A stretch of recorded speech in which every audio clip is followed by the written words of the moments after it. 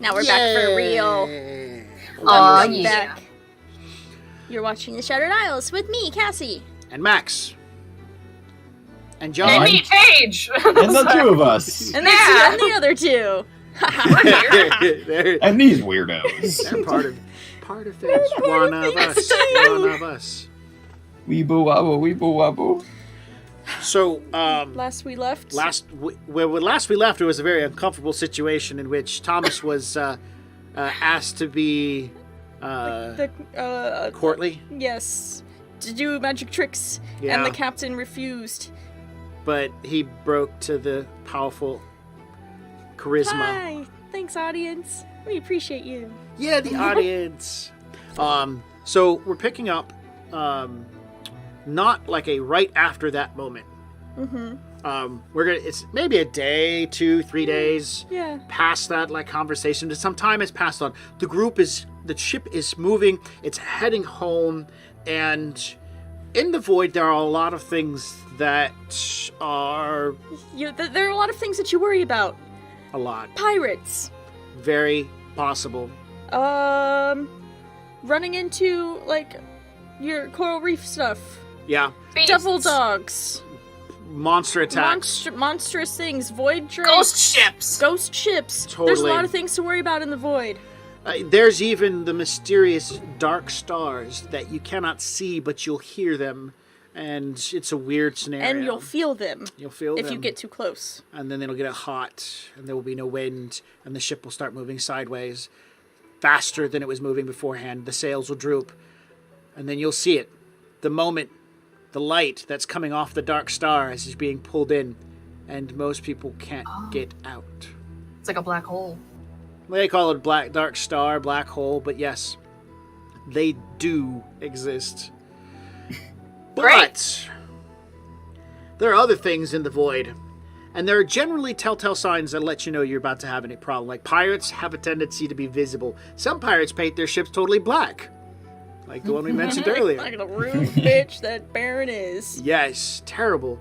Most even holds, rocks, boulders, and isles can be seen at a great distance. They are lit. They reflect light, and so they can be seen as a flash of light. And that's what the lookout is looking for: flashes of light, reflections, and so you generally have time to move and get out of the way if you're about to hit something. There's a difference though when you can't see what you're coming up upon, and so you have to use other senses that help you out. And the lookout isn't always going to be the one who notices things first, and so we're going to join Kodrog, as he is at the front of the ship with, it's his duty. So we're on first shift several days after the first lesson has been brought to Mr. Alexei. So you're at the front of the ship checking lines for the prepped lines for riggers, checking the lines on the mast.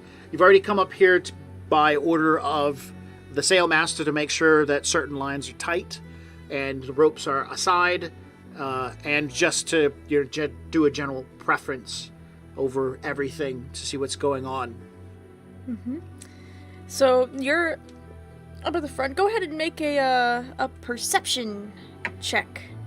Oh man, yeah, dice roll for the game. Oh gosh. How was that dice roll there? Okay, my bonus is sweet. 16? Okay. Oh yeah. You're checking some of the knots in the lines. You're making sure that everything is strapped down properly, tied off properly.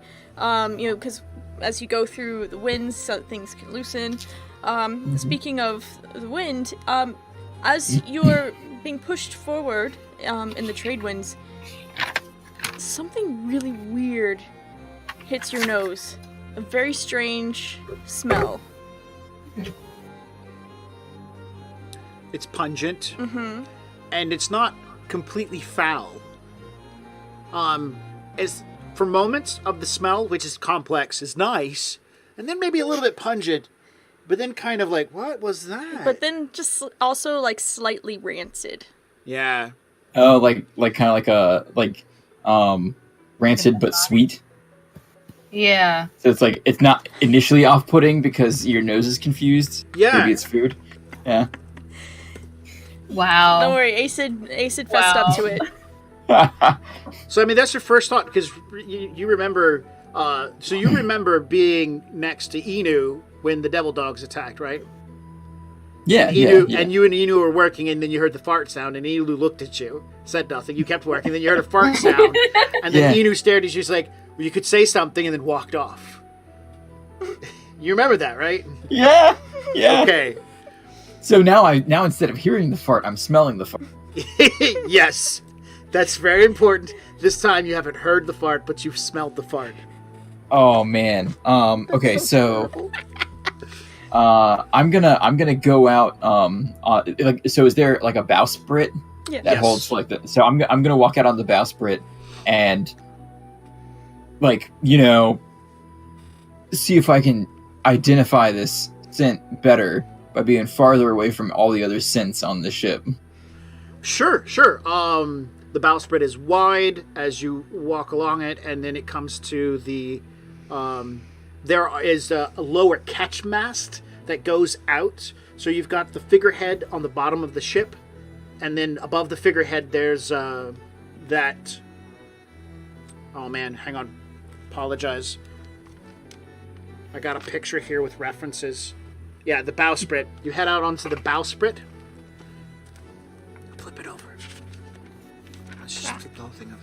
You walk out onto the bowsprit. It's wide enough that it has a small series of grindstones that go out it, and a rope that you can at some point grab a hold of and pull yourself along to get all the way out there. And then there's a nodule at the end where the ropes go through. There's a pulley on the underside attaching to the other bowsprits, which are kind of out there and hooked. So they're like a lofty parachute out front of the ship.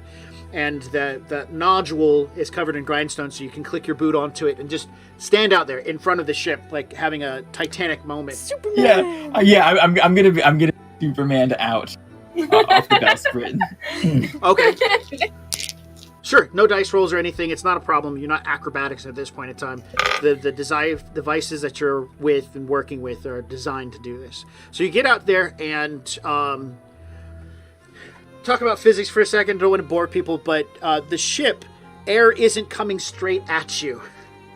Air is coming around you. Sometimes it comes behind you. Sometimes it comes from in front of you. It's because you're moving. The air is behind you, pushing you, the ship around. So there are some interesting physics that take place on boats in the water, as you know, in a normal boat situation. So the Void kind of picks up on these as well. When you get up there, your perception is 16. You're in a wind stream, a tunnel of air that's moving in a direction. And so you're peering ahead looking for something, and you think you can, in the distance ahead of you, you spot things ahead of you. Yeah, but There's no light crisscrossing, no shadows play out to give you a better definition of a mass. yeah. So, how long do you want to stay out and observe?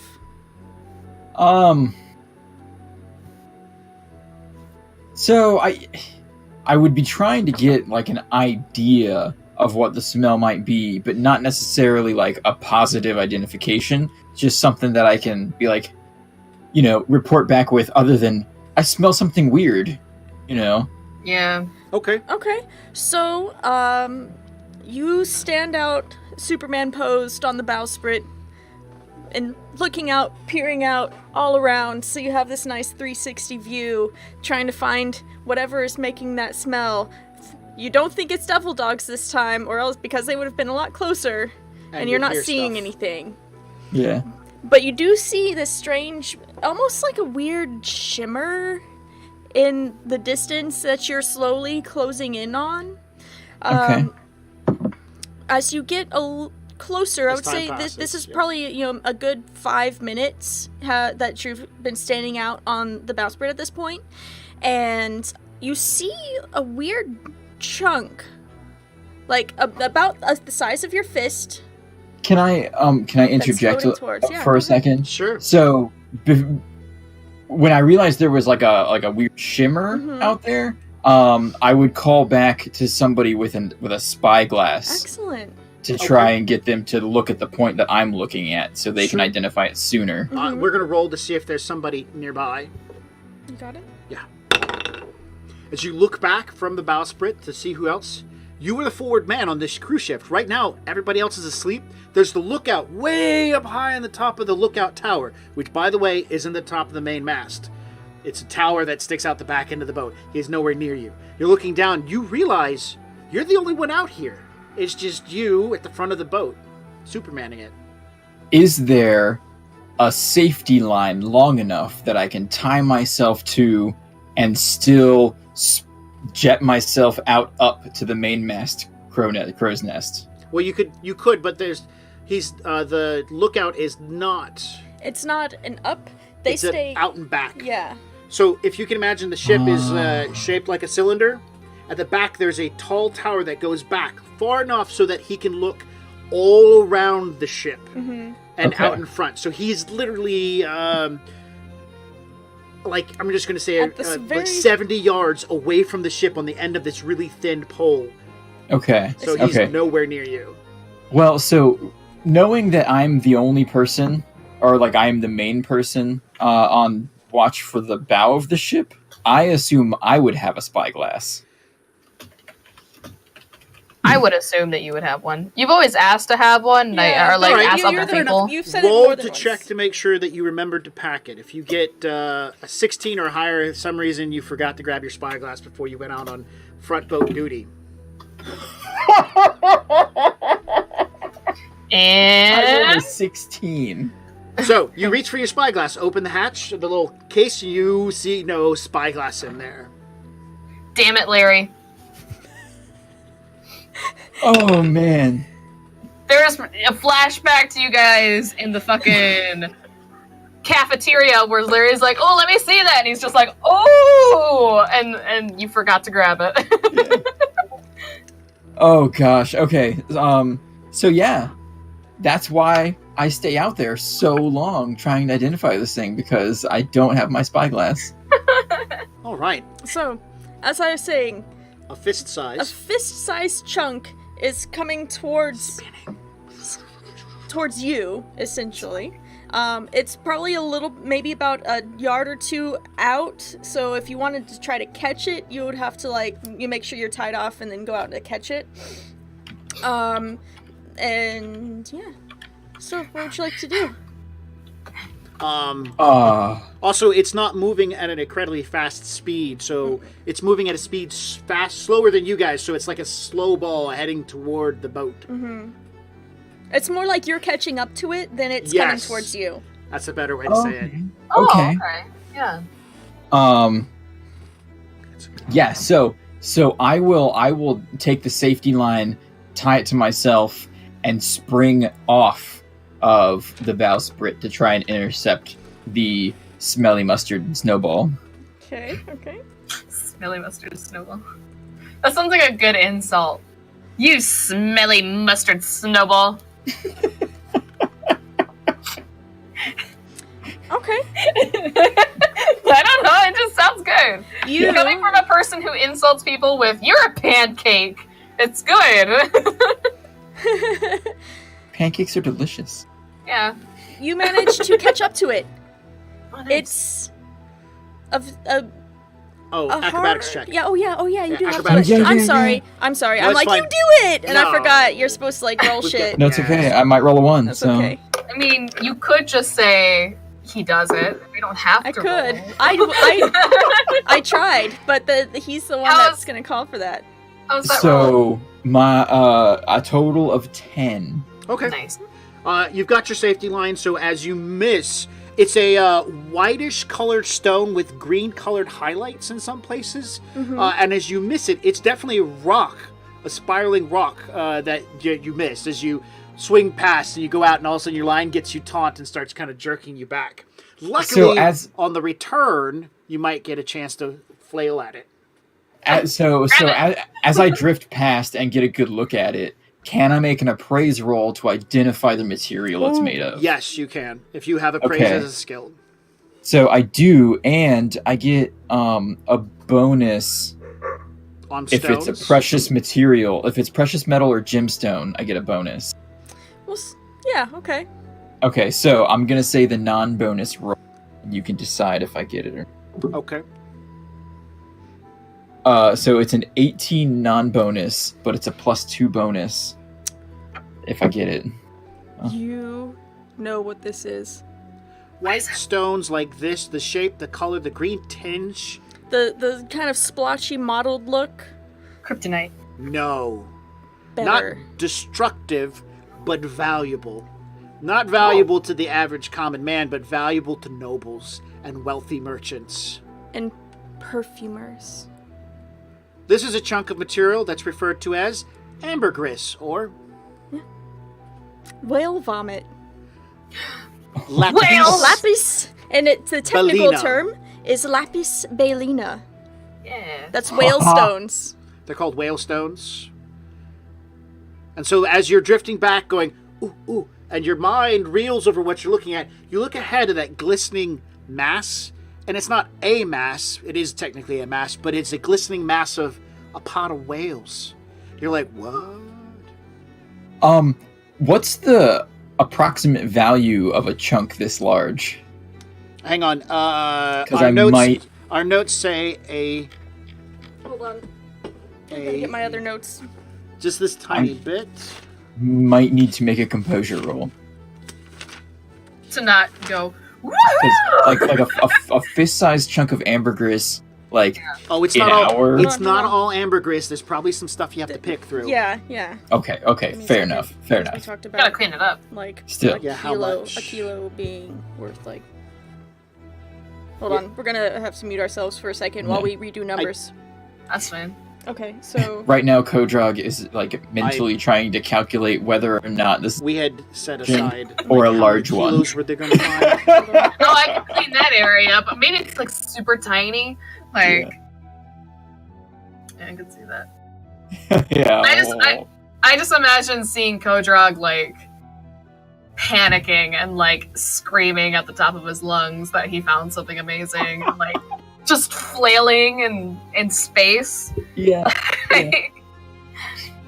Oh man.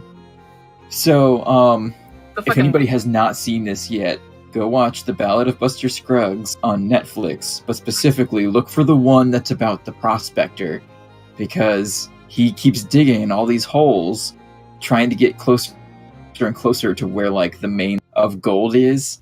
So I feel like right now, Kodrog is that prospector, and he's finally gotten enough gold to not toss it back in the river, because this whole time he's been tossing like small chunks of gold back in the river because he's like, oh, it's not enough to keep. And I'm like, oh my god, that's You so could much just- gold. I was gonna say. If he had kept all the chunks he had thrown out, Right? he'd have more than he had when he decided to keep it. So, Oh my god. well, anyways, yeah. I've never heard of that TV show or movie. So it's like a series of The audience, we're shorts. back. Oh, okay. Yeah, Hey it's guys, like, The players we're are back. Oh, hey, welcome back. yes. Yeah. All right. So we debated, and as We had to good co-GMs, because apparently I didn't write down We fucking did- numbers. we Even said- we talked about it we- a lot, and then I didn't write it down. So we fine. had to just reverse our math real quick. that's fine. That's okay. So, I've John, done things like that. I would like you to roll a d4, John. oh, just one? Just Yeah, one. Just one. Sorry, man. Just Scoot one. this way more. You keep scooting that I way. keep. Actually, it's the chair rolls me that way. It is a 2 on the die. Oh, good. Plus one. I rolled Plus- one just to see what I would get, and I got a 1. Plus so. 1, John. So 3. So 3. That tiny chunk, that fist-sized tiny chunk, Yes. you know, if you can get, you know, if it's that much, it would be more, but you're pretty sure that it's not going to be all ambergris, but that chunk should yield you at least 3 gold pieces.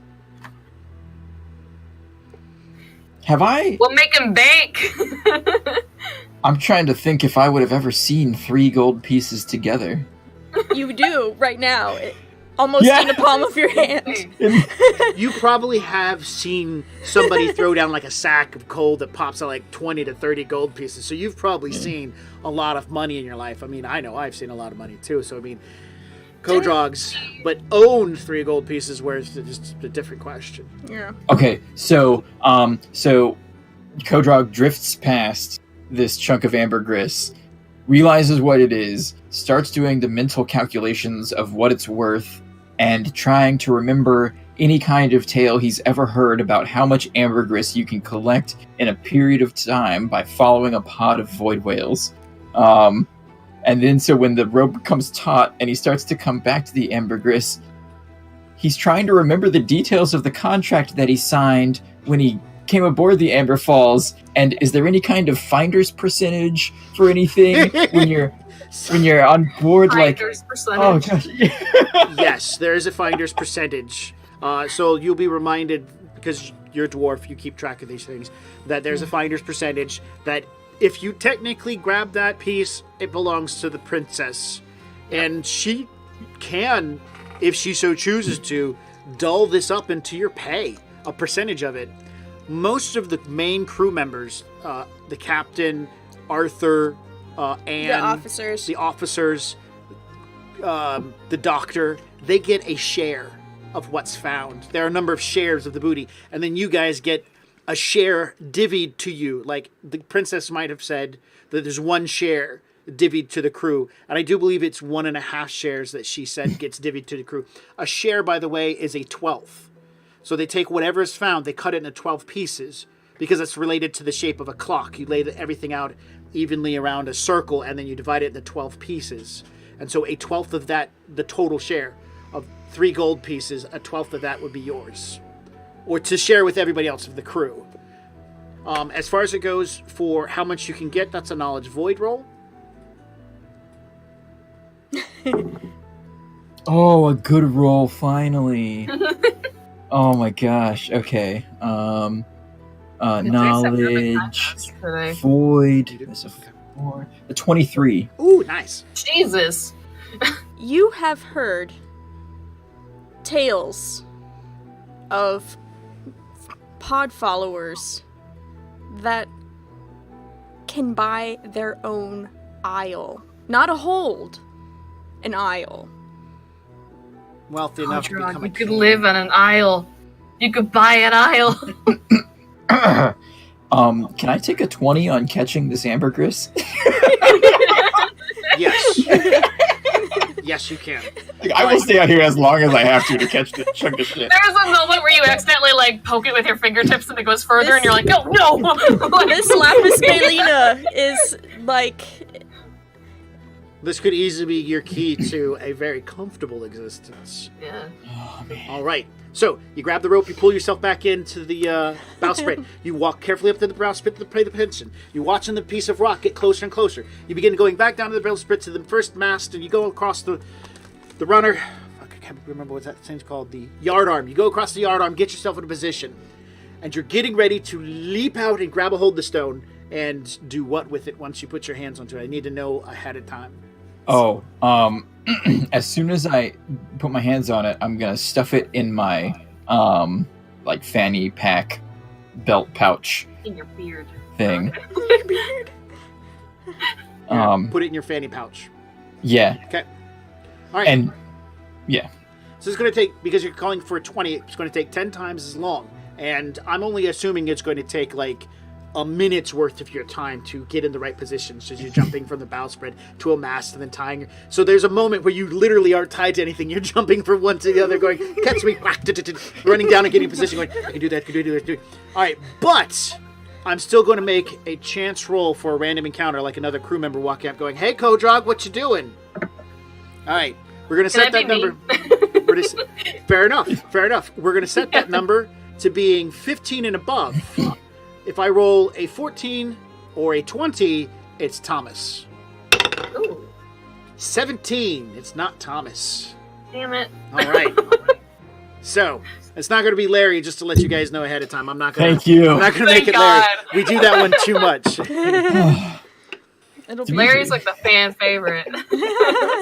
Yeah. fucking It's gonna be a Larry. sad, sad day when Larry dies. Yeah, radio, we're looking at you. The president of the Larry fan club. Kodrog, tie yourself to the line. What are you doing?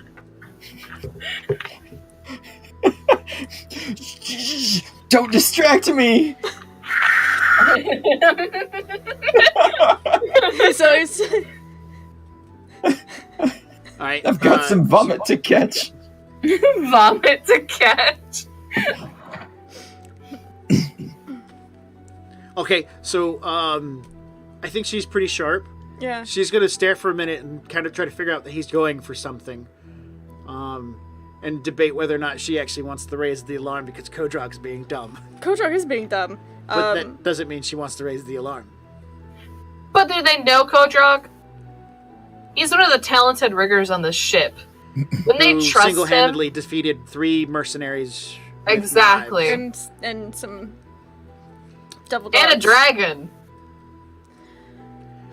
I think that not sounding the alarm, but going to, because as far as they're concerned, it's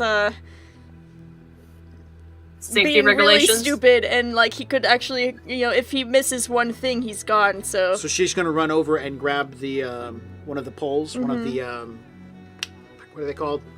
Gaff? Gaff. She's gonna grab a gaff, and as he gets closer, she's going to bring the gaff up so he can catch a hold of the gaff.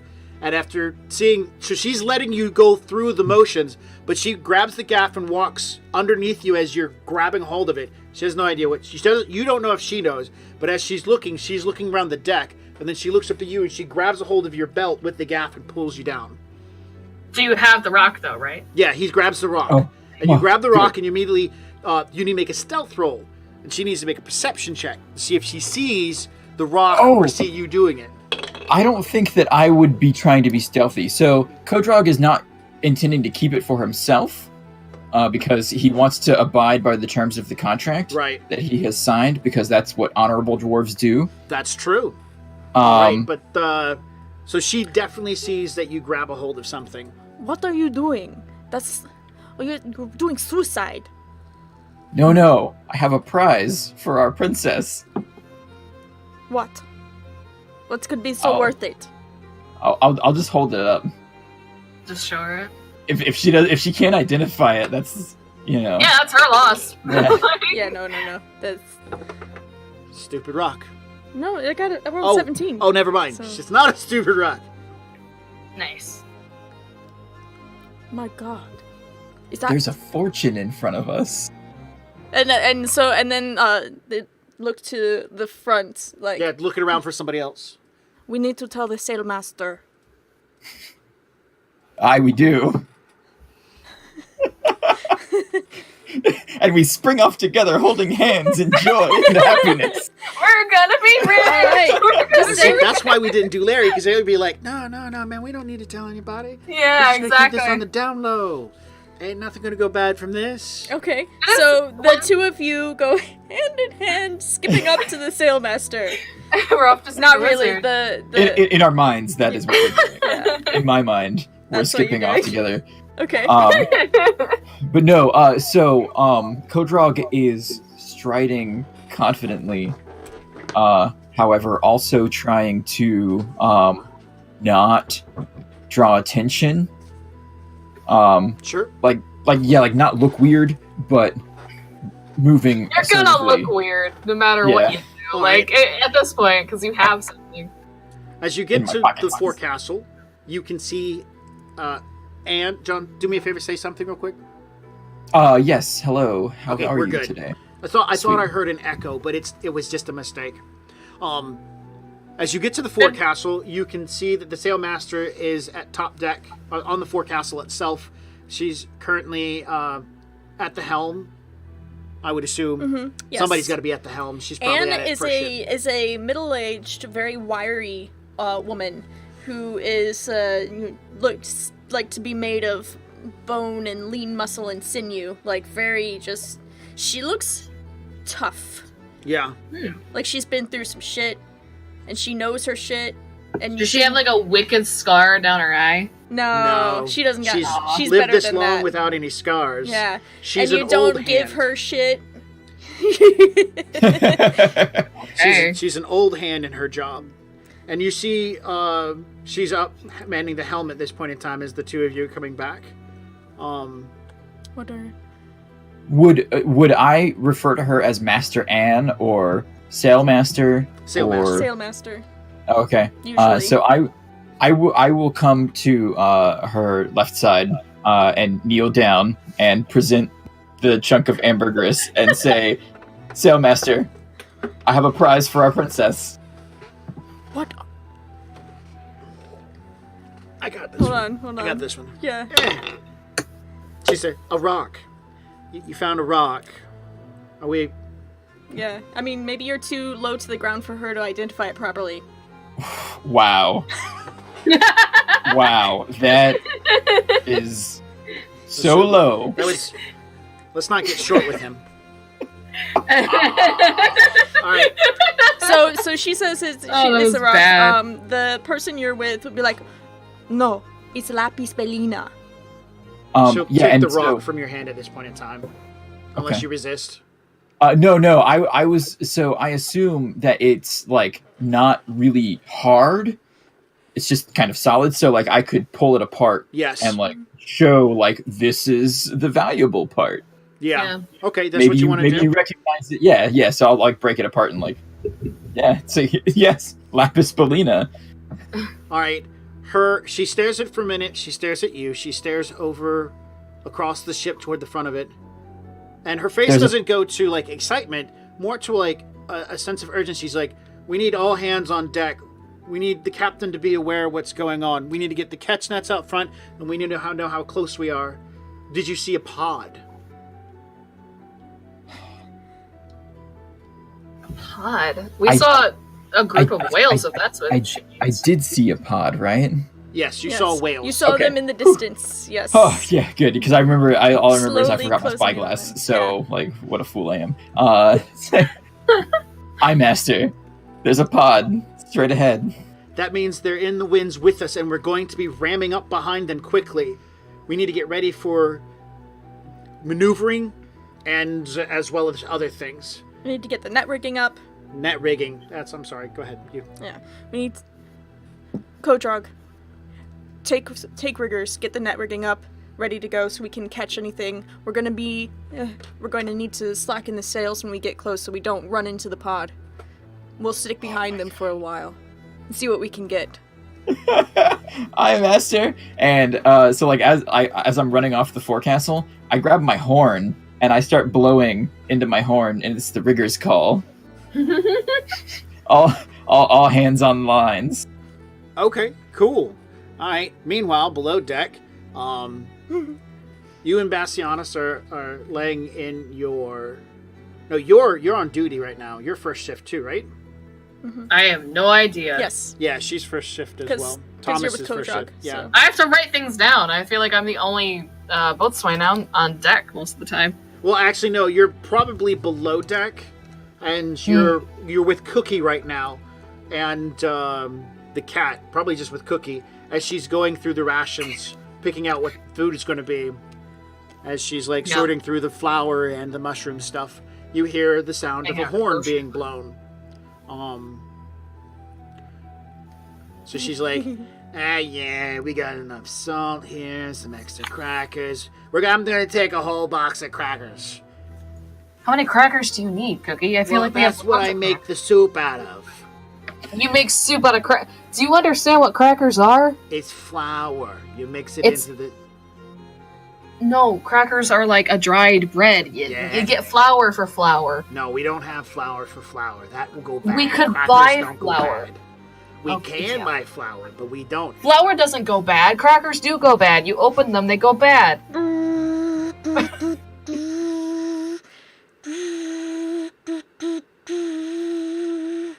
You better get to the lines. She takes her box of crackers from you. I'm gonna go make soup With your crackers. with my crackers. Cracker chowder. You have fun with that. And he'll kind of like snap at Bastianus for him to follow. Okay. And he'll start heading up. Sure, not a problem. You guys get to the top deck. There, as you're going up the stairs from deck to deck, floating from here to there is a lot of activities. A lot of people are getting their boots on, getting strapped up in their outfits, grabbing extra amounts of rope and whatnot, whatever they're going to do. So you get up to the top deck because you're part of the shift. Wearing their safety colors. Yeah, they're putting on their safety vests. definitely. You see them dragging from the cargo hold. Kodrog, as well as at least 2 other people, have the cargo hold open right now, and they're dragging out a set of sail material. Normally the sail material is attached to the mast and the yard arms and stuff like that. Very little is brought out. But maybe this was a warning call or something. But this sail material doesn't look like sail material. No. It looks more like a mesh, a mosquito net. a see-through kind of like a gauze. Yeah, Thomas is gonna kind of walk up to Kodrog as he's yanking this gauze out, and Thomas is just gonna say, Kodrog smells awful. As you're walking out, this rank smells just coming all over the place from him. Thomas is gonna be a nice guy and not say anything. But he walks up and he just kind of goes, what the hell are you pulling out? Like, that's not going to get us any further than how we are. The wind's going to go straight through it. Oh, the smell just got stronger. Whatever Kodrog got onto, because you're now talking, it feels like it got in your mouth. Oh gosh, yeah, it's like this really weird, like sticky smelling stuff. Like it sticks to your nose, it sticks to your tongue, it sticks to your. I feel like at that point, Thomas is just like, oh god, Kodrog, did you hang out with Larry again? Like what? What is on you? Thomas. Yeah, don't touch me. What? We're mining. In the void. We're mining for whale vomit. And I give one last tug to this mesh net that we're trying to pull out. On the back end of the mesh net, Inu pulls himself up. He's in his long johns. He's not wearing anything else, and it's tied around his waist.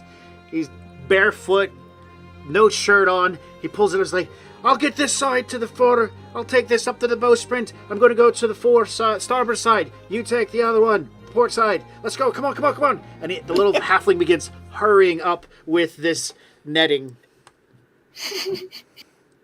And I hurry right along. Yeah. Nibley comes crawling out of the cargo hold, pulling himself up and looking around. And so, yeah, as he comes up, he brushes you, Thomas, with like his antenna, and you see pictures of whales. You see pictures of these rocky, weird-looking things, and you feel the excitement that he feels about like this whole scenario where they're gonna be catching up to whales and taking things from them, and it's the best fun that he's had in forever. Whales. You know, we're gonna catch whales. It's gonna be great. Are they actually like visions of us capturing the whales, or just the vomit? The rocks. You don't see vomit. You see rocks. Yeah, you see rocks. Just that's what I meant. Like, is it? We're not actually catching whales. We're catching the stuff that comes out of them. You know, you're not really sure when he, because you see, you're interpreting it's him the image. capturing a whale. So big hands wrapped around the whale. Yeah. Thomas is just gonna call out after that, and he goes, "So we're catching whales?" And he starts helping, but super confused. The taller person who was with Kodrog earlier, because obviously they're taller than Kodrog, is like, no, we are not catching whales. We are taking Lapis Baeleena, you know, the ambergris. I've heard of it. I think we are catching gold in our nets right now.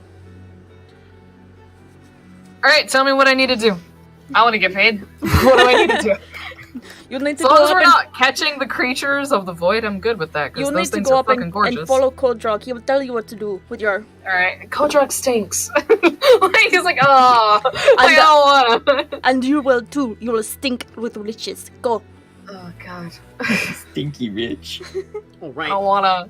As other riggers have entered the mass, and along on the yard arms, the bowsprits, and begin stretching this gauze across the front of the Amber Falls. Yeah. Which makes it look weird, like it's covered in almost like a thick cobweb out in the front. It's a lot of hands on the top, bottom, the sides. Yeah, if you imagine they have these support structures that they pop off of the mast, so they move forward, and then they put the netting around it so it looks like somebody popped an umbrella inside out. Oh, okay, yeah. And the lines are being pulled on this net, and it's soft. It's not stretched taut. It's just like drifting. And as you guys are putting it up, you're noticing these tiny little stones. Most of them seem to be about the size of a grape, or close to half the size of an orange. Kodrog, you really found one of the bigger ones that drifted off right off the bat. But these Good job. these little rocks are starting to collect in. But also, not so hard ones are being collected in, as you can see stains appear as ones that haven't solidified hit the netting as well. Or maybe other forms of excrement. Great. Because Why am I on deck? See, the thing is, with your knowledge void roll there, Kodrog, you know that, like, the way that whales pass things, like, their poop is liquid most of the time. A lot of the stones that they get, you can get them from that, but a lot of the bigger ones are the ones that they vomit up, and those are very rare. So you're basically panning for gold right now through their poop. Yeah. Great. through their poop. Can I roll knowledge? Wow, voice crack. Can I roll knowledge void or knowledge like monster or something to understand these majestic beasts? Void. Okay. Can I please roll that? Yes. All I've got to say is nobody ever got rich with clean hands. People have, Kodrog. People have. Also, I got Someone's hands got dirty. Also, I got a nat 20, so that's 25. Okay. You note that the whale pods have a tendency to move down through the streams. They don't have to. And whales, when in an isle, bring their fins in and condense them a lot to swim through the water. But when they get out of the isle, they have a flex that they do that turns their fins into very large, beautiful parachutes along their sides. And they use that to move through the trade winds of the void. You know that you're being smart and understanding how this works. You'll know that when they do their business, they're such large animals, they have a backdraft or a behind draft that follows them, and things can get caught in them. And for the more adventurous individual, there's generally a lot of shit following behind them. So you have to get right up on behind the bigger ones. The bigger they are, the more shit behind them. The more shit, the greater chance of finding Lapis Baeleena. I have an important question. Yes. Is the captain on deck, and is he shirtless? No. Not yet. Not yet. Oh. Alright. Fair enough. I imagine a romantic scenario where we both smell like shit, so you know. Like, My goodness, you have been reading too many romance novels. That is an interesting kink. And someone's going, that's not my what thing. I meant. All right, so the net gets put up. There's no dice rolls for this. This isn't what is the dice roll is a perception, because at this point in time, it's somebody to communicate back. Go port side, go starboard side, go up, go down. Trying to basically use the amber falls like a mobile fishing net to catch the big pieces, and the chance that you pan for the better, better option. So and as far as it goes for game mechanics, you guys have the better attributes. So which of the two, you guys are going to be making perception checks, and then we'll be using the better choice, and you're going to be yelling back using, well, you don't yell, you use light and flash back toward the tiller sails and tell the sailmaster to go port side or starboard side or go. I got a 19 from my perception. How is a let's see, what is that? 7 makes it a 20, 22. Okay. 22 and a 19? Okay. Yeah. All right. So at this point, the ship is, I'd say, about 300 yards behind the actual pod of whales. Oh, I'm sorry. 300 yards behind the pod of whales. And They are huge. right now you can see them and you're like, wow, that looks kind of big. And you see the biggest guy isn't with the pod. He's not in the actual wind tunnel moving along. He's off on his own little side. Thomas, with your roll, you know that that's going to be the bull, and he is the largest, and he's also protective. So there's an opportunity for you guys to really fuck this up. Yeah, Thomas will call that out, and he'll be like, just be careful with the bigger one. Right. Like, he'll point out that one and be like, don't touch that one. As part of my knowledge from earlier, how much ambergris could you potentially get from the inside of the whale? Not that much, believe it or not, because it's inside of them. It goes through some sort of magical change as it leaves their body. So, yeah, I don't know if you've... we did some research. So, there is ambergris on the inside, but it's far easier to collect it externally than killing a whale and getting it. At first, I was like, because it's not like killing a sperm whale to get all the oil that's inside of its thing. It's not like that. Like, this stuff can be produced, and you don't necessarily have to, hunt whales to get ambergris. Okay. But if you want a quick, easy, fit kill for it, then of course you could do that. Yeah, you're basically scraping the inside of their nostrils to get ambergris off. And their intestinal tract and their stomach, and so you would be going through their. That's a lot of gut work, and it's doable, but you get a reliable product that lasts a lot longer and comes out a lot easier. And you don't have to sort it out as much sometimes. Well, except the ones in the intestinal tract, you do have to sort that out. And a lot of times it's not solid there, so you're going to be filtering it and boiling stuff down, and it's really messy. So, okay. The bull whale is on the port side, and the pod is in the center. So you guys, your perception tells you that where he's at is on the port side, and the majority of the material is in the middle of the stream. So you tell that back to the sailmaster, hey, steady the course. And that's what we're doing right now. That's what the ship is doing, staying in its course. Sails are loose. You guys are gaining speed upon the pod. Like I said, about 300 yards easily. With a 19 and a 22, both you guys are able to spot...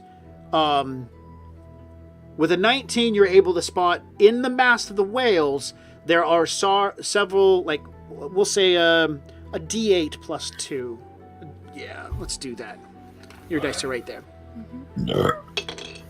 Attractive. 7. Good job. There are 7 large nodular collections drifting behind the pod itself as they dance and do their beautiful swimming around through the stream ahead of you guys. There are about these pods. They're like little asteroids, little boulders falling behind them. And they're not tiny like what Kodrog grabbed. They're little Compared to the whales that are around them. Large compared to the small dinghy boats you guys used to get to shore. But, they're about the size of a person. Anyways, these boulders about the size of a person, which are most composed of poop, are falling behind. There's about 7 of them. But with Kodrog's 22, you notice there is one that is an incredibly large size falling behind the bull whale himself. And behind it are dotted at least 2 other smaller nodules. One of them is not colored like the rest of the poop.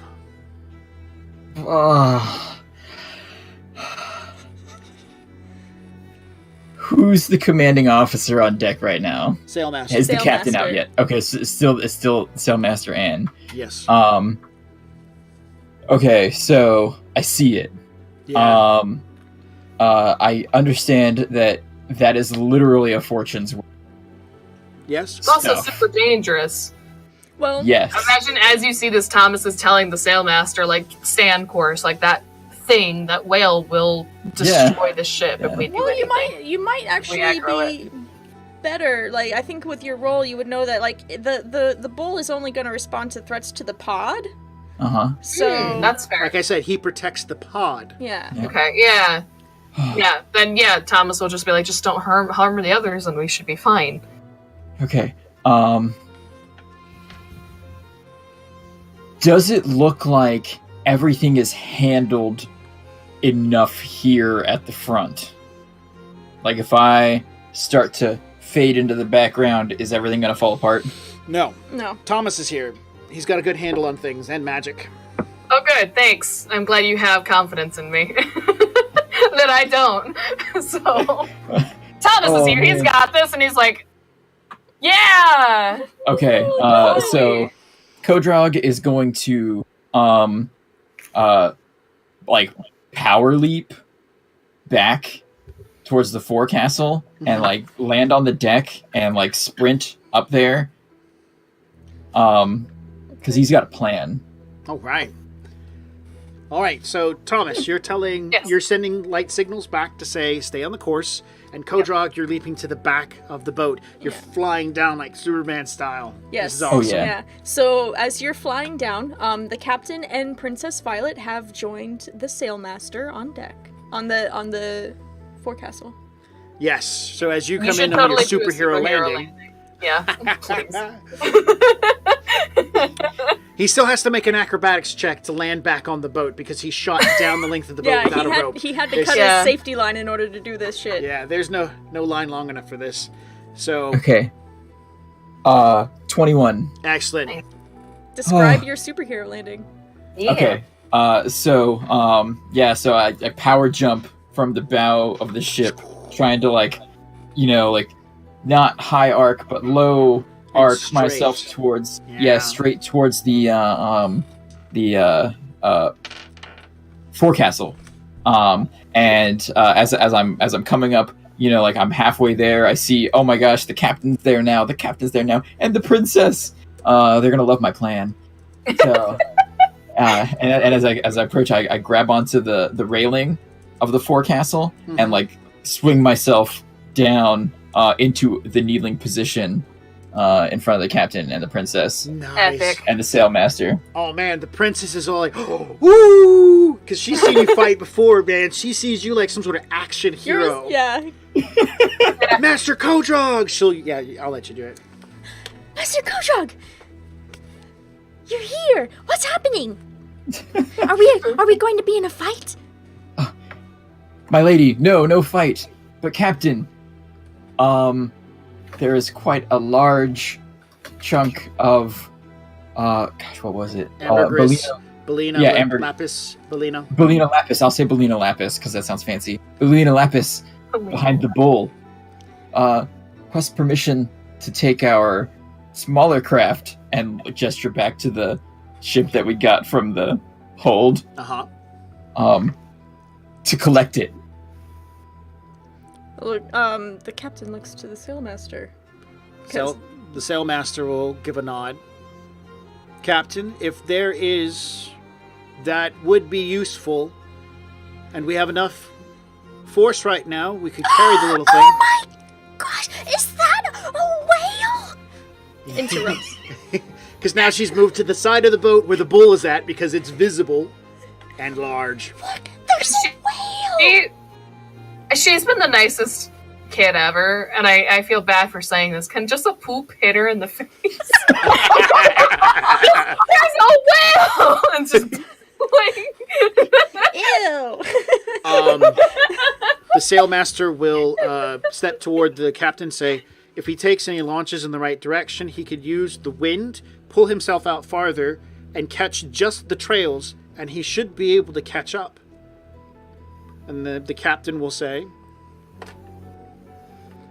Who else do you need to go with you? Oh gosh. Let's see. It's a small craft. Crew of 3 could man it properly, correctly. Yeah, So like definitely. me, myself, and 2 others.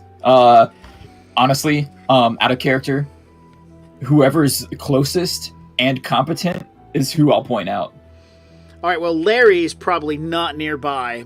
He's currently at the front thinking that he's going to dig through some shit and find some gold. So we know where Larry's at, since Larry is always a good talking point. He's a little gold digger. He's the little gold digger. We're going to say generic riggers 1, 2, and 3. They're definitely part of the crew. Well, let's see. We've got names. Wait, Man, we Bill and George. Yeah, we've No, got we Curly got- and Connor. Yeah, Definitely. Curly and Connor. That's who I'm gonna take. I'm gonna take Right. Curly and Connor. Does Curly have a wicked eye patch now, or is that? Yeah, Yeah. that's Curly. Nice. No, he does not. It's a No. temple patch. The It's a doctor temple patch. healed him. He's Oh fine. yeah, he got Oh, spell okay. one. Yeah.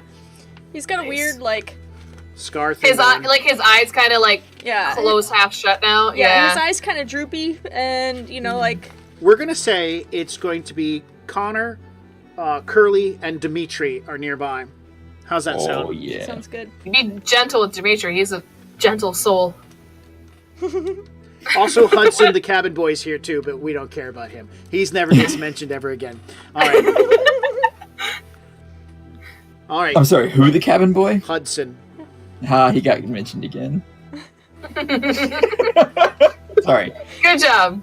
Yeah. I'll take Connor, Curly, and Dimitri. Okay. 4 of us. Excellent. We'll catch that prize. Sure. Mm.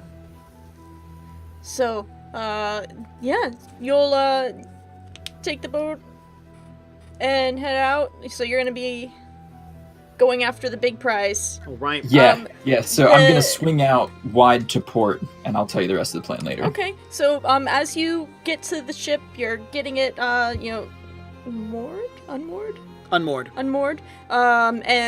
ready to go. Gaz brings over some extra netting, because it doesn't look like this thing, you might have to go out and grab it or hold it on the side with a net, versus, like, what the setup that they've got on the Amber Falls. So, yeah, so you've got... Good luck. Gaz, Yes. be my net master. He shakes his head. I'm too big. I don't think I'll fit on that very well. No, I would probably. Yeah, but Oh, that's right. He's large. I forgot. yeah, he's a large big size. guy. Yeah, Okay. he's really big. Yeah. Yeah. Like- Another time, perhaps. Dimitri, on the I've other hand, got bigger rigging to worry about. He points to to the netting as part of it's like kind of starting to fall off because of the amount of like particles that are sticking to it. Catching. Yeah. maybe Bassianus. Well, I mean, you were about to say something about Dimitri. Dimitri will shake his head. I can do this. I mean, I'm right here. All right. My man. Romance those nets, Dimitri. And this would be Dimitri. Okay. Okay. All right. Back to the front of the ship. Mm-hmm. All right, Thomas. We're gonna Yes. roll. What am I rolling? All right. Now you're gonna make another perception check. You're watching the mass Okay. in front of the ship. You're making sure the ship, the Amber Falls, doesn't get too close, and you're checking to make sure you know where the most of these 7 globules are. And you're coming up onto the first one. All right. Math. 14, 15, 16. 16. All right. It's late. All right. As the ship is moving, and you're moving the light to side. So you're shining a light to the back to kind of get an idea. Then you're flashing another light to kind of send a message. You're watching the material as you're doing, and these 7 nodules that are spinning around. You shift the Amber Falls ever so slightly to the port side, the starboard side, as directed. You figure it's the Okay. best choice. For whatever reason, one of the nodules immediately just drops out on the port side that you just left and shoots past the ship. Just completely leaves the entire airstream and goes flying past.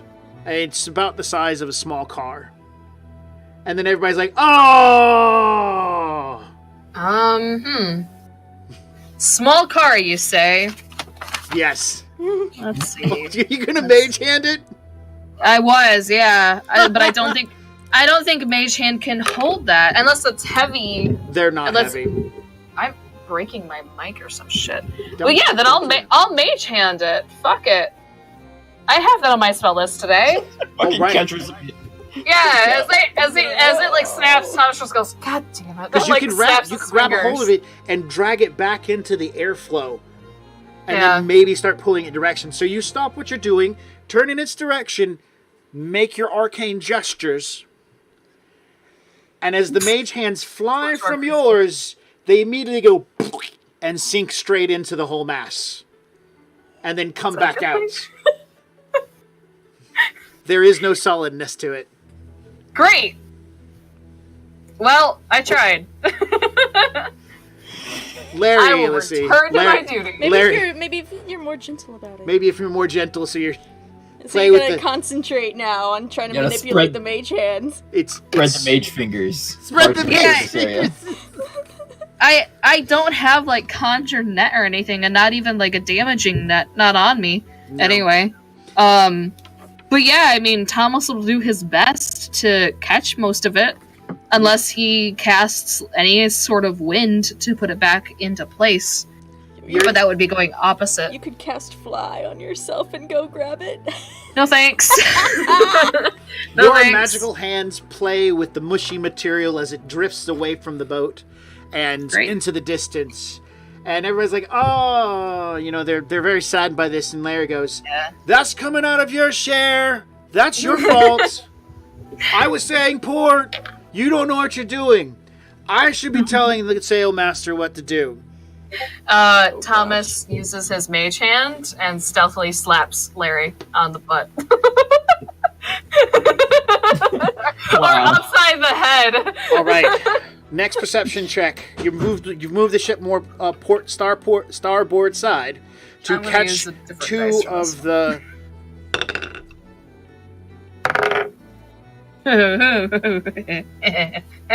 What's my perception again? Hold on. I think it's like a 4. 19, 20, 21, 22. 22. As you mentioned, go starboard, and starts going starboard. You watch that this material, the shit that's falling behind the whales, has some way the wind must be coming back up behind them because the movements of the Amber Falls seem to affect it as well. And so you're like, oh shit, not starboard, do this. And so you give a more zenith Accurate. or up Yeah. motion. And when you do, all of them start to move around. And then you realize by the way that you move the Amber Falls, in coordination with the way the whales move, you could get all these things just to come together and slowly drift toward the netting by moving the Amber Falls around. Sweet. All right. So, this is all a perception check. You've got 2 more to do to navigate, and you're basically, you're playing. It's an intelligence game at this point in time. It's a puzzle, and unless you have knowledge puzzles, you're just using your intelligence, your knowledge, your intelligence. Saying knowledge puzzles doesn't exist. You shush. It does now. That's now. Well, I have really good intelligence, so. All right. You said 2 more perception checks? Two rolls, two intelligence checks. We're going to set Alright. the DC for both of them because you have an understanding how this works at a 14. That's good. Oh, okay, cool. So one of them was a 14 and another was 15. All right. So you're like, Ironically you're enough. telling, go zenith, go port, go starboard, go zenith again, go port, and you're flicking back information. And the ship is being so gently guided by the sailmaster. It rolls to the left, it rolls to the right, it goes up, it goes down, more speed, slower speed. And as you do so, these globules begin dancing and being pulled away from the whales because of the wind or The draft or something, or the weight of the Amber Falls pulling it. And slowly, 2 of them collide. Like little cars, they crash into become a sedan-sized globule that begins flying back. And you realize it's all soft. There might be something in it, but it's going to hit that net. Can I use prestigitation on this? To do what? Because technically, prestigitation. Press. Press. I know. Did- Believe me, I've tried. I've tried. Alright, I've tried. I've had 2 years as a sorceress to try this, and I still haven't got it down. Say universal cantrip. Okay, yes, but my Marseille accent deletes Fair enough. that. I love But it. that, because technically it's meant for, like, cleaning things. Yeah. And all of this shit is dirty and gross. And normally, for example, if it gets on Thomas, Thomas can just go snap his fingers and it's gone. Right. Couldn't he do that? Obviously, it's not going to last forever, but could he do that for this to catch more stuff? Say, like, if we get all this liquid and stuff jammed up on this net, or say that giant thing. So to answer your question, your prestidigitate will affect a 5-foot by 5-foot cube, Okay. which would mean you So- or a small section of the net. It would not mean the sedan-sized globular whale shit that's flying toward the boat. All right. Maybe you could do it like a Fine. little bit at a time. Yeah. You know. Well, yeah, but I think I'll do that when we're starting to sort through the poo mounds. Poo But mounds. but All right. if it's not going to help the situation right now currently, then he's not going to do it. He's just going to focus on the task at hand. Yeah. You could, now you can, and this is an old mage trick. Use prestidigitate to soften mud or harden mud to where mud isn't as muddy or annoying. So, like, if you want to get mud off your boots, you just harden the mud and then flake it off. You're about to walk across a muddy puddle, you harden the mud, you walk across it, and it's less mess. It's nothing that can be detrimental, but to a giant pile of flying poo, hardening the outside of the poo might make it easier to deal with. Now, you can only Yes, affect a 5-foot by 5-foot cube, and right now this giant ball of shit is now 10-foot by 10-foot, which means 8 prestidigitations. Yeah. So you'd be going... Which I could... I mean, I could do that. I would just be standing there looking like the last airbender doing a bunch of magic tricks. The last poo bender. I mean, yeah. It's not the Or most maybe the extravagant title, but it works. Okay, is this something that you think Thomas wants to do, or do you want to take a different route? I think if that's what's gonna help, then he's gonna do that, because all my other spells are either dangerous or they're not gonna help in the situation. Oh man, so you're behind that shit net, just airbendering it up. Yep. Looks cool doing it, though. Hell yeah. True. He's gonna smell like shit when he gets out of there, but I mean, hey, looks cool doing it. As you begin flinging your magical spells at the poo, and it begins Yes. metamorphosing into more Yes. solid state, as it begins flying toward the boat, everybody's like trying to do their thing. Larry's yelling at you, "Don't do that, you're going to screw this up." But then as the chunks start hitting it and they don't turn into a splatter mess, he still continues to insult you, but everybody else seems to take a different turn, like, "Yeah, get that one over there, get that one over there." Larry, on the other hand, says, "You're just going to screw this up. Go ahead and stop now." I have a question, Sure. because I just got insight intel on something I didn't think of. Could I grab the net with my mage hand to catch whatever just flew past? No, it's too far gone. Okay, well, theoretically, No, it was... could I have in that moment when I could have gotten it? It wouldn't have worked. No. See, Okay. you didn't pass the perception check, and it was a terrible situation because the situational dice said so. I rolled a 1. You would Well, have then to- why didn't you ask me? What do I do? Because that was all about Fuck the... you, man. I know, it's great. But yeah, no, Thomas is just gonna stay focused. His mage hand's gonna do a rude gesture to Larry as he finishes what he's doing. Shit covered mage hand. Give him the 2-finger salute. yeah. And it would be. All right. Yeah. You've definitely mastered the shit collection. Yeah. With It's made navigating... it so much easier. People don't have to get shit sprayed in their face now as they're trying to make sure the netting stays up. Luckily, yeah, for them, they're not actually getting sprayed by shit. Yay! Good job. I'm helpful.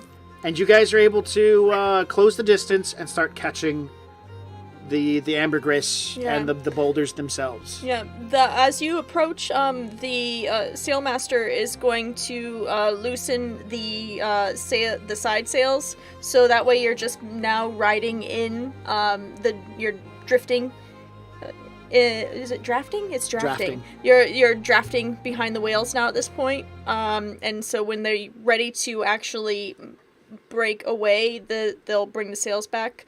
But for right now, it's just using the tiller sails to maneuver behind this big old pod of whales. And there's like, let's see. There's like 15 whales in this pod. This is massive. Wow. All right. Nice. So, meanwhile, back at the tiny ship at the back of the boat, it's been unmoored. The 3 crewmen and their current captain, work feverishly to get it away. Curly and Connor grab gaffs and begin prying and pushing it, then jump aboard. Dimitri finishes untying as you've got to the helm, and you begin manipulating the tiller mast. And Connor and Curly run and begin pulling the sails out, both the top deck sails and the below deck sails. Dimitri is almost the last to get aboard, and he does so by picking up a length of line, lassoing the end very quickly, and then throwing it up to one of the landing pegs, and then just holding on as the ship begins drifting away. He doesn't even pull or anything. He uses the momentum of the ship to swing all the way around and then land on deck. As he then whips the line around and he starts pulling it in. Oh, I like his style. Okay, so I'm gonna start. Connor, Curly, get in the masts, hoist sails, we're going to swing around port. Dimitri, get the net rigged on the bow, ready to catch that clump. A unanimous aye, Captain. Aye, sir, they say, as they begin. Connor immediately grabbing his boots, checks his line, and goes over the side of the boat to the lower masts to make sure that they're fully out. And Curly begins pulling up into the main mast and checking the yard arms there. Dimitri, with his lasso rope, begins braiding or running it through the netting. And he's got the hooks, the loops on it all together, and he's doing some sort of quick hand gestures. He's just popping it through one after the other, and you see it's rolling out onto the deck, the net going through the line very quickly. He might have done this a number of times.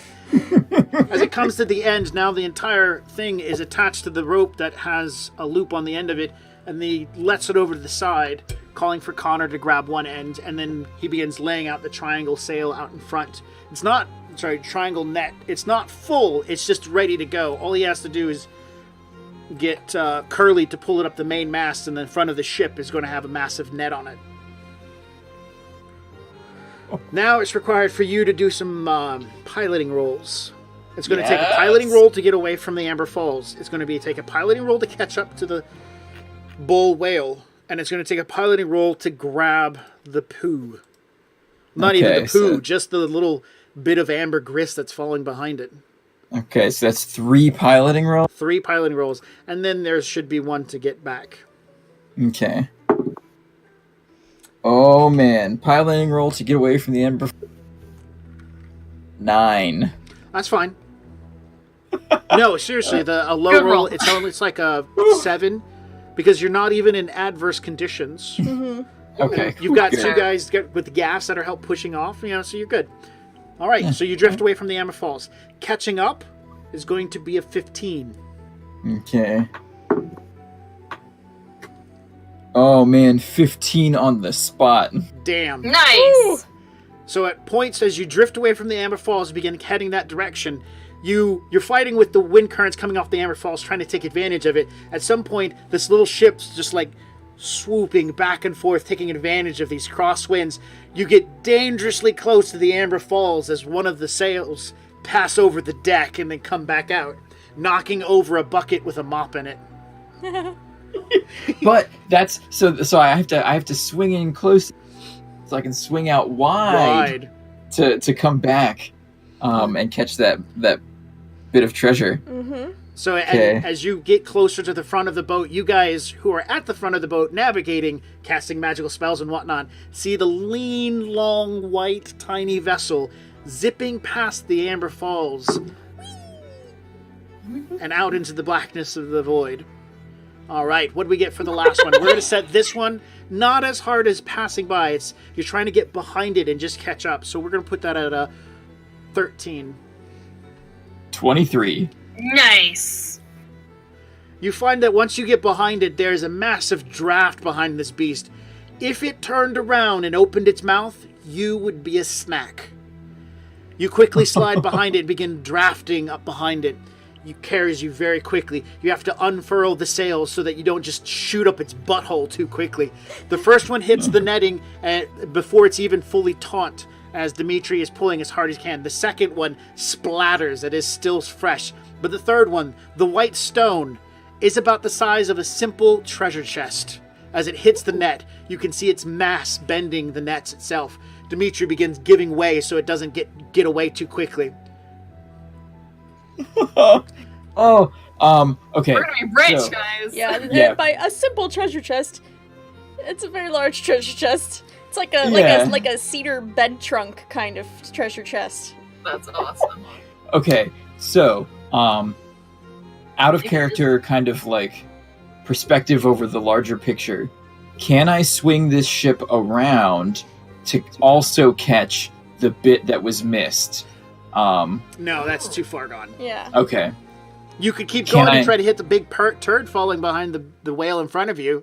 Because there might be something in it. Yeah, but that turd is also about the size of this boat. Don't risk it. Don't risk it. You just caught that thing that's the size of a cedar chest. Don't risk it. I rolled a 23. Yeah, It's you really did. great. So, You've got a lot of momentum. That's true. I'm just thinking if the ship can hold it. If it's Okay. Okay, here's what it is. I'll let So you decide this. we catch the large white stone, Mhm. and I see this our boat-sized chunk of turd, and I know there's some gold in there. We Yeah. just got to dig through it. Yeah. So I'm gonna say, Netmaster, swing the net out starboard, so we'll catch that bit and use it to catapult us back to the Amber Falls. Dimitri smiles. He turns to look at the rest of the crewmen and says, he says to you, "Aye, aye, sir." Calling for the main shall we mast- bring the prize in first, though? Is there time? The Dimitri gives you like a, and then like Dimitri lets go of a rope. Actually, he would Yeah. let go of the rope. The whole thing gets loose, hits the deck, and then as he begins to like pull and not pull, he begins jerking it. The netting moves to one side, and the stone begins rolling down the decking. He's like, "It's all yours," as he begins pulling the net back taut. yes, So that it just takes a moment. and then Curly and then he gives you that like smirk. and a wink. Yeah, it's like, look what I can do. And Kodrog laughs the same laugh he caught that crossbow bolt in the chest. Ah, memories. All right, so you're going to use the netting to weigh the boat and use that to slingshot the boat back around with this net. Oh, man. You know what? I'm not going to tell you the DC. I'm going to look for that roll. I have an idea what it is. Yeah. Oh gosh. There we go. Ooh. 16? What did I write right there? He wrote 16. Oh my god! That's amazing.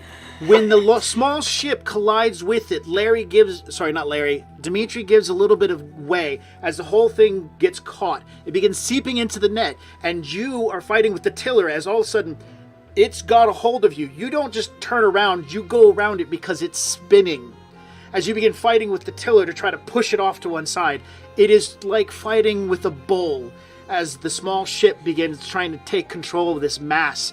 The mass does break away from the bull whale, and you begin, at some point, you're just like, yeah. Meanwhile, Dimitri is holding on, fighting with the net. Connor has grabbed a hold of the middle mast, and he's like, oh! He seems very sick as you realize the whole ship is spinning in a strange, contorted manner. Yeah. You lost control for a second. And then as you fight with it, the whole ship just rights itself and begins drifting back toward the Amber Falls. We're gonna need a good hosing when we get So- to a dock. With that, we're gonna take a quick 5 minutes. I know the countdown timer is gonna say 10, but we're gonna just take a quick break because we're not quite done with this episode, and we wasted a half an hour at the start with some technical difficulties. Yeah, sorry about that. So we're gonna just take a short break, then we're gonna finish up how well they do catching all of this Lapis Baeleena. All right. Ambergris. Please stay with us. Yes, we will be back.